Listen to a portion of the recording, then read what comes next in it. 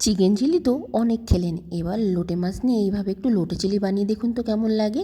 লোটে মাছের মধ্যে নুন আর লেবুর রস দিয়ে একটু মাখিয়ে রেখে দিতে হবে। লোটে মাছের জলটা ঝরে গেলে পরিমাণ মতো নুন, আদা রসুন বাটা, 2 চামচ কর্নফ্লাওয়ার, 2 চামচ ময়দা, ঝাল লঙ্কার গুঁড়ো, 1 চামচ ভিনিগার, 1 চামচ সয়া সস দিয়ে একটু ভালো করে মাখিয়ে নিতে হবে।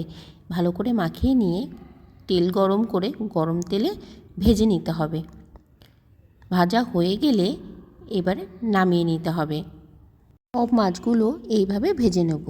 ভাজা হয়ে গেলে কড়াইতে একটু তেল বেশি আছে, তেলটা কিছুটা কমিয়ে নেব।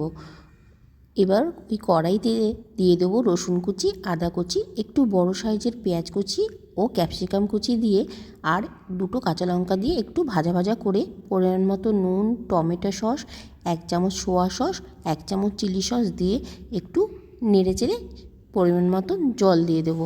এবার একটা বাটিতে 1 চামচ মতন কর্নফ্লাওয়ার নিয়ে জলের সাহায্যে গুলে দিয়ে দেবো।